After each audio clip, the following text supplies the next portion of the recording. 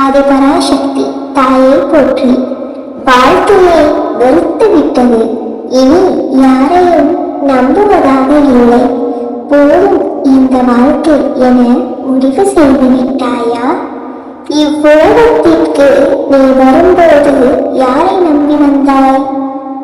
இவ்வுலகத்தில் உன்னை யார் படைத்தது என மறந்துவிட்டாயா?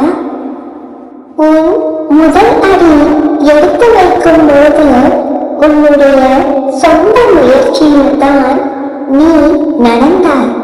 உன் தாய் உனக்கு சாரம் கூட்டும் போது உன்னுடைய முயற்சியில் தான் நீ சாதத்தை விளங்கினாய்.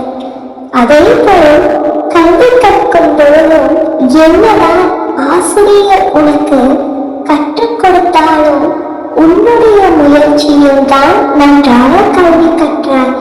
இப்படி அனைத்தையும் உன் முயற்சியில் தானே சிறப்பாக செய்தாய். அப்படி இருக்கையில் இப்போது மட்டும் எதற்கு மற்றவரை நம்பி இருக்கிறாய்?